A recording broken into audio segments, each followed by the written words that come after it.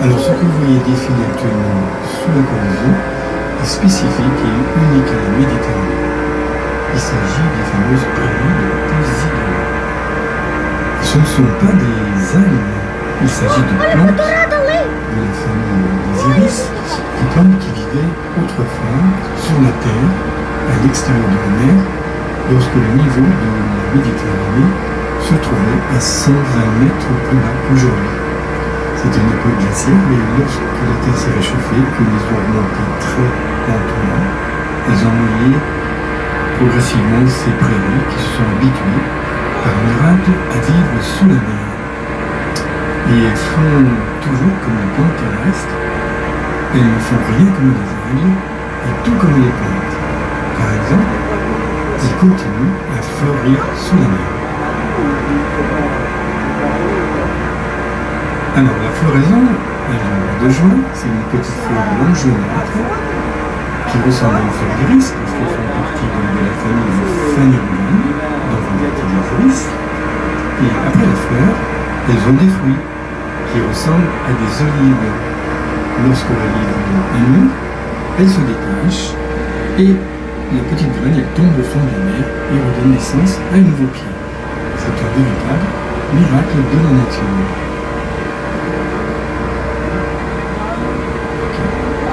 Alors pour se nourrir, contrairement aux algues qui filtrent l'eau de mer, les Posidonies se nourrissent comme les arbres par exemple en faisant de la photosynthèse grâce à leur feuillage. Elles captent les rayons du soleil pour consommer en partie le gaz carbonique issu de la mer et elles rejettent ce qui ne sert à rien, c'est-à-dire l'oxygène. Et ça nous arrange bien parce qu'elles en produisent énormément, 10 fois plus d'oxygène que les forêts. Environ 15 litres par jour et par mètre carré. C'est vraiment énorme. Pour se nourrir également, on puise comme les arbres avec des racines, comme le substrat sous-marin, et comme les arbres, ils perdent leurs feuilles en automne, qui tombent au fond de la mer et qu'on retrouve sur les plages après les tempêtes. Comme la recherche de la mer, ils poussent tout le long de la côte, depuis la surface jusqu'à 30 mètres de profondeur maximum. Car comme ce sont des plantes, après 30 mètres, il n'y a plus assez de lumière. Et pour avoir de plus en plus de lumière également, elles entrelacent les racines les unes sur les autres pour grimper vers la surface à la vitesse d'1 cm par an, c'est-à-dire 1 mètre par siècle. Elles créent ainsi de grands récifs végétaux qui montent jusqu'à la surface. Le plus grand de ces récifs se trouve dans la lagune de Mousse qui mesure 12 mètres de hauteur, c'est-à-dire 12 siècles de croissance. Ce récif vert représente une valeur écologique unique en Méditerranée, ce qui a valu à la baie de Sifour, à ces îles, archipel un classement naturel à l'île et rejoint les sites marins préservés parmi les plus importants d'Europe. Les élevés de Posidonie sont vitaux pour la Méditerranée car c'est le lieu de reproduction d'un très grand nombre de poissons, crustacés, échinodermes et organismes marins. Pour cette raison, la Posidonie est protégée par la loi. Il est interdit de toucher à cette plante marine, vivante ou morte, de l'arracher, de la détruire, d'en faire du commerce. La Posidonie fait partie des espèces végétales marines protégées.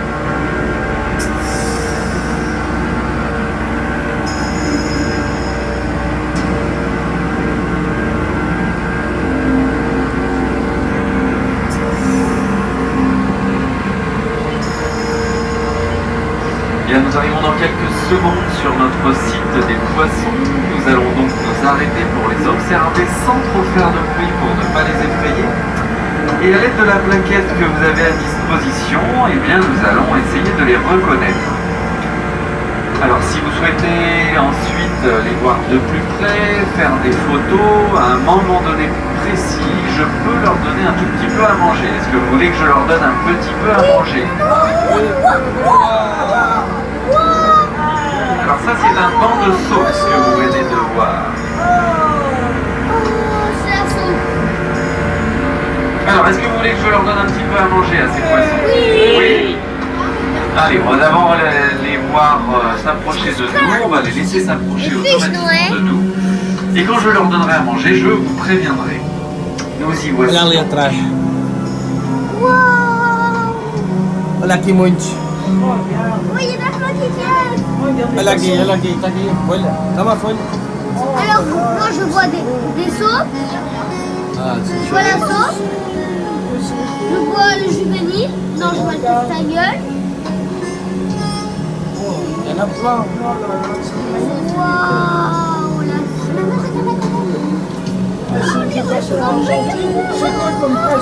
c'est des saupes. Avec juvénile.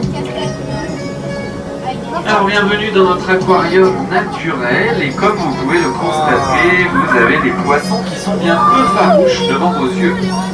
Alors effectivement, ces poissons tout rayés de jaune, eh bien ce sont les saupes. Alors les saupes sont herbivores, elles ne mangent quasiment que des posidonies. Vous avez un autre poisson avec une tache noire et blanche sur l'avant de la queue, un poisson un peu bleuté, c'est l'oblade. Alors l'oblade est omnivore, elle mange un petit peu de tout et elle est de la même famille que les dorades. Et enfin, effectivement, ce tout petit poisson qui essaie de rentrer dans le bateau avec la queue d'hirondelle, c'est la castagnole.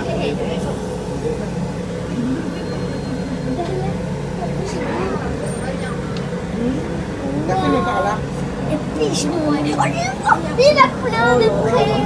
On les voit trop bien. Allez, on leur donne à manger à ces poissons. Oui. C'est parti.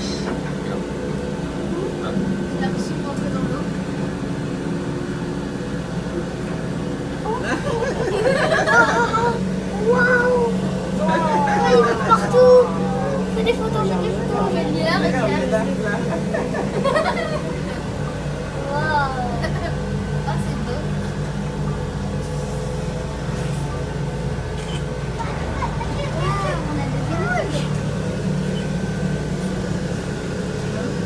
Waouh, il y en a plein! Ça, c'est un petit peu. Faut qu'il s'accède. Voilà, là, il y a trop.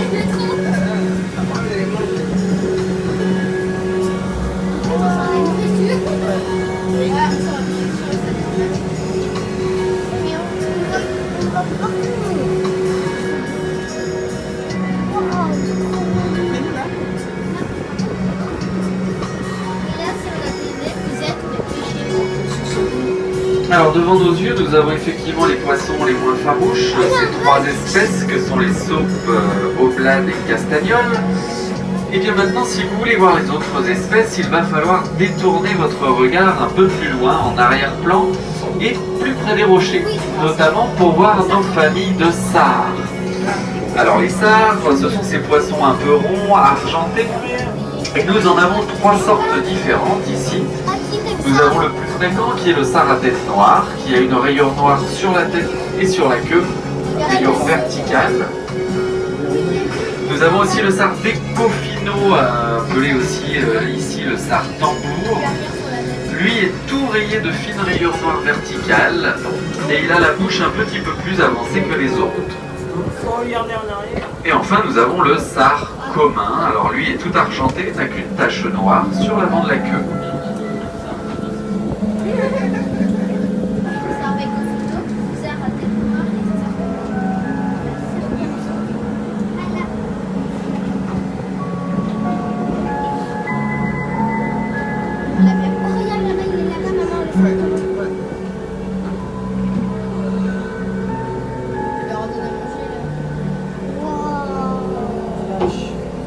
Alors au milieu des saupes, vous avez aussi devant vos yeux un bog. Le bog est un petit peu de la même couleur que la saupe, moins jaune, et il a une rayure noire tout au long du corps. Un poisson un peu plus allongé. Il est où le bug? Ah oui, je le vois, il est là, il est là. Ils sont là, les bugs. Attends. Tá ali, olha. Attends, je vais regarder. Ouais. C'est ça. Non, non, ça, ce que je vois, c'est de l'oblade. C'est l'oblade. C'est où le bug? Là-bas, c'est l'oblade. Alors après, vous avez deux autres petits poissons que sont les serrans, donc serrans écriture, serrans petite chèvre. Alors tous deux sont marbrés d'un brun assez vif, un peu comme le léopard. Et le serrant écriture a quant à lui les nageoires et la queue jaune. Alors eux, on les trouve près des rochers, non loin des petits herbiers de Posidonie. Olha ele, na rocha. Já vai ver. Olha o ali. Olha ali embaixo. Olha ali. Olha ali. Está sozinho. Já o viste ali? Olha ali embaixo. Ah, sim, estou a ver algumas coisas.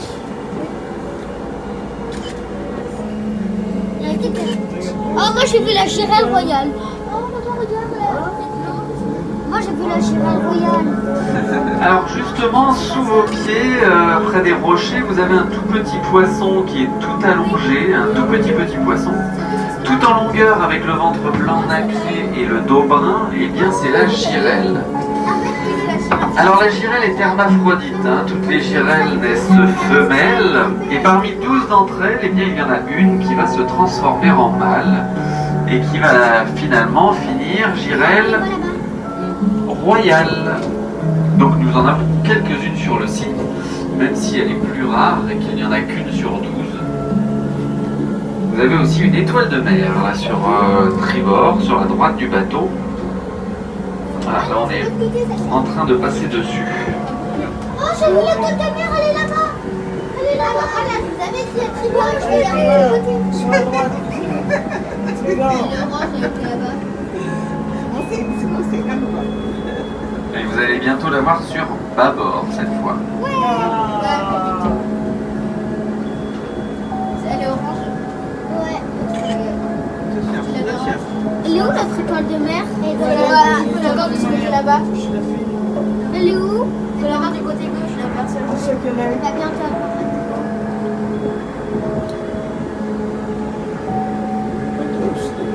Ah, moi j'ai vu une dorade. Olha aqui ela. Ouais, Là-bas. Là-bas. Dans un petit trou là-bas. On ne le voit plus.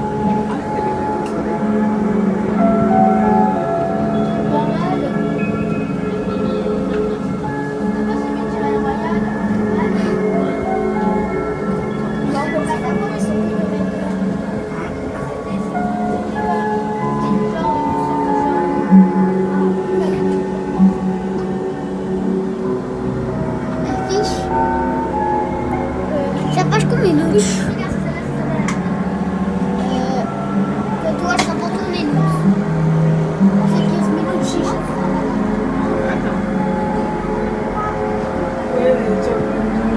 Ah, j'ai vu un poisson qui est pas comme ça. Olha este aqui ali bonito. Je sais. Il y en a un qui est pas comme les autres, il est là.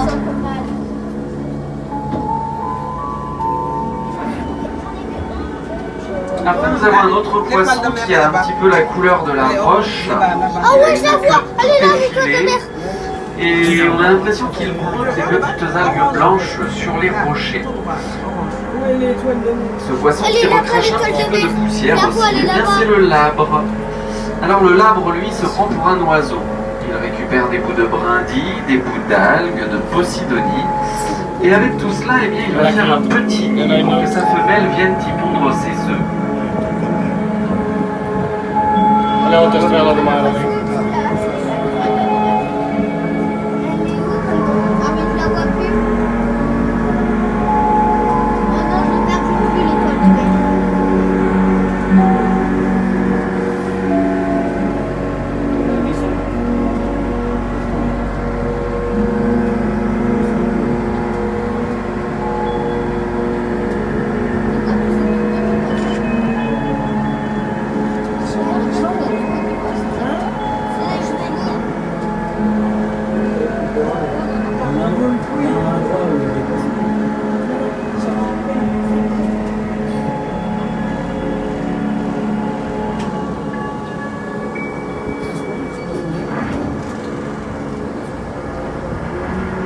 On me demande souvent s'il y a des dauphins, des requins, des baleines en Méditerranée. La réponse est oui. Mais tous ces animaux marins vivent au large à un minimum de 20 à 30 km des côtes. Car c'est là peut s'installer la chaîne alimentaire pélagique. Là où il y a des courants marins, par exemple de l'Atlantique, courants chargés de plancton, nourriture des petits poissons bleus, comme les anchois et les sardines, qui se font manger à leur tour par des poissons plus gros, comme les thons, les bonites, ou les espadons, ou les dauphins. Il y a énormément de dauphins en Méditerranée. La population est estimée à 250 000 individus. Mais pour voir les dauphins, il faut partir au large et y rester une grande partie de la journée pour pouvoir éventuellement les trouver. Les bancs de thon qui suivent les sardines se font suivre également par les requins qui existent également en Méditerranée. Il y a même les grands requins blancs, mais rassurez-vous, ils ne viennent pas le long des côtes car il n'y a rien à manger pour eux. Vous pouvez vous baigner tranquillement. Et il y a également les baleines qui sont les grands requins communs qui peuvent atteindre plus de 22 mètres de longueur. Et également des cachalots qui plongent jusqu'à 2000 mètres de profondeur pour aller chasser des calamars géants dont certains spécimens peuvent atteindre plus de 10 mètres de longueur. Alors vous l'avez compris, au milieu de la mer, tous les poissons se suivent les uns les autres pour se manger mutuellement. C'est la chaîne alimentaire pélagique. Et tout commence par le plancton végétal, celui-là même qui nous permet de vivre sur la Terre à nous, les hommes, car ce plancton végétal produit 80% de l'oxygène de la planète. Les forêts et les plantes réunies n'en produisent que 20%. Ce plancton, qui a donné la vie sur la Terre, en produisant l'oxygène, a commencé par donner la vie sous la mer en constituant le premier maillon de la chaîne alimentaire. Il y a également une chaîne alimentaire côtière où les animaux marins se mangent les uns les autres pour survivre. On peut prendre l'exemple en partant de l'oursin qui mange des herbes et des algues. Qui est-ce qui va manger l'oursin? C'est l'étoile de mer. Elle a d'ailleurs une méthode incroyable. Elle arrive à extraire son estomac à l'extérieur de son corps, elle le glisse dans l'oursin par un petit trou qu'il a dans son nez et le digère sur place. Qui est-ce qui va manger l'étoile de mer? Eh bien les gros crustacés, comme les crabes et les homards. Avec leurs grosses pinces, ils arrivent à les couper en petits bouts et avec leurs petites pinces qui leur servent de fourchette, ils portent les petits bouts à leur bouche. Qui est-ce qui va manger les homards? Eh bien c'est la pieuvre, que l'on appelle le poulpe en Méditerranée. Et le poulpe, avec ses 8 tentacules, il extrait facilement les crustacés dessous les rochers. Et au milieu de ces tentacules, il possède un bec tranchant et pointu, comme un bec de perroquet, avec lequel il va faire un trou sur la carapace du crustacé. Et il va avaler tout l'intérieur. Qui est-ce qui va manger le poulpe? Eh bien, la murène, par exemple, qui adore les poulpes. Mais le poulpe ne va pas se faire manger facilement. Il va se défendre, il va jeter de l'encre, il va prendre la couleur de l'environnement pour se confondre. Il va se cacher sous un trou. Mais si la murène arrive jusqu'à lui, en dernier ressort, il va lui donner à manger un de ses tentacules, mais ça ne le dérange pas trop, parce qu'il en a encore 7. Et de plus, les tentacules repoussent comme la queue des lézards. Dans le domaine de la régénération des tissus, il y a encore un animal qui fait plus fort que le poulpe. C'est l'étoile de mer. Si l'étoile de mer se fait couper une branche par un homard, la branche repousse.